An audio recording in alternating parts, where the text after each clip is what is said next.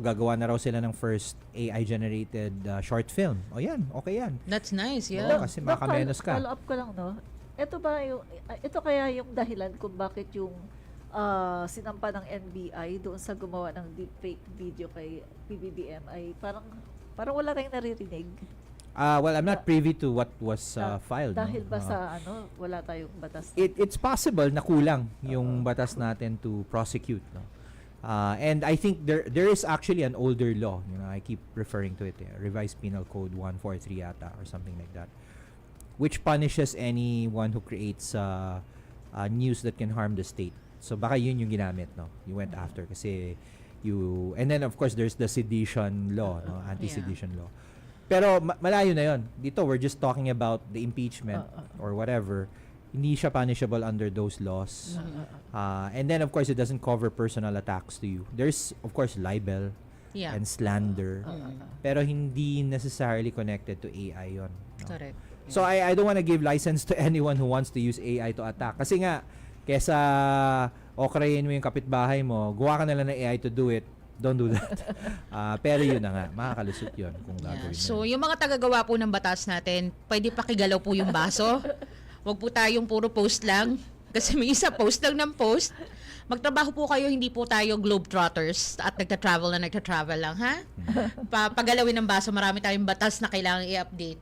But anyway, so simula nung huli tayo nagkita, no, Doc, nung huli ka nag-guest dito, ang tanong ko, anong pinagkakaabalahan mo lately with regard to your advocacies and, you know, may new projects ka ba regarding cyber security, AI? Yeah. Can you tell us more about it? Kung anong mga pinagkakaabalahan mo lately? Well, probably the big three. Number one is education. So I'm working with a number of institutions to promote AI literacy.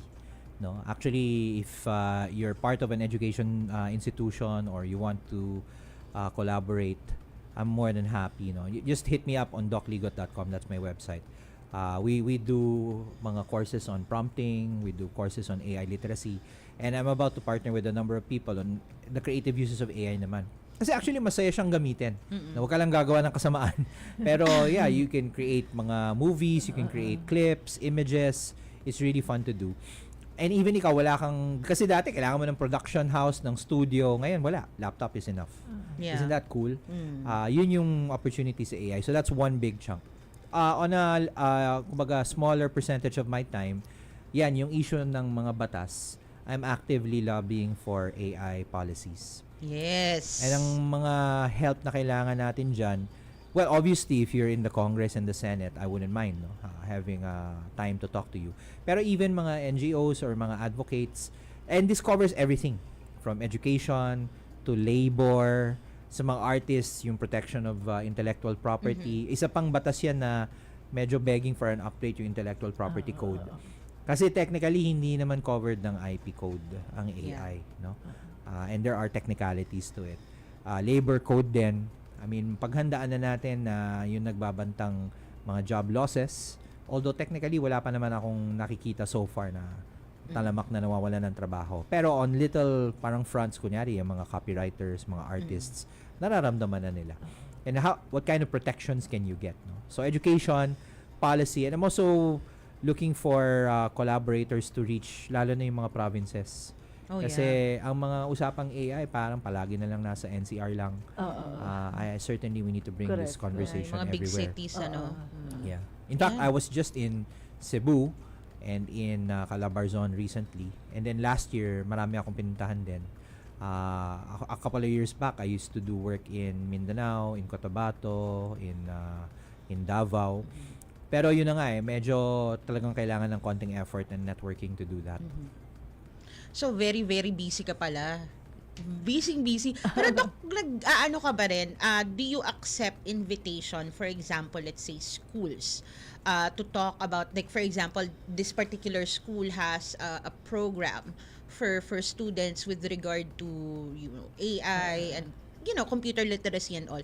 Do you take invitations na mag-guest ka kunyari to speak for the class or for the rest of the school? Actually, just the other day, Friday, I was in Mapua sa Intramuros and I gave a talk about yun na nga. Parang ang message ko doon, yung curriculum ng university, and Mapua is one of the most advanced na sa pagdating sa technology. Medyo nahuhuli pa rin pagdating sa AI.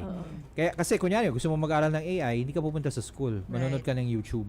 That's where you learn it. And that's fine kasi wala namang cost ng YouTube.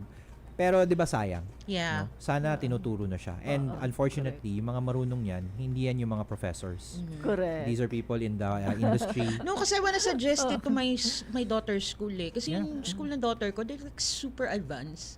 Like especially with I mean, yung anak ko is like on junior high, first year in junior high, and she will have biology, physics, and chemistry. Wow, science, STEM Yeah. track.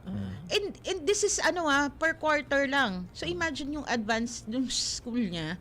And they even have creative writing and research at grade 5 and grade 6. So I'm wondering if they have that kind of and maybe I can, talk to Doc Ligot and maybe he can be a guest sa school ng anak ko. The answer is yes, we can do that. Tsaka isa pang messaging ko na I should do more.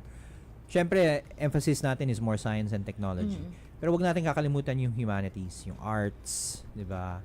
Creative fields.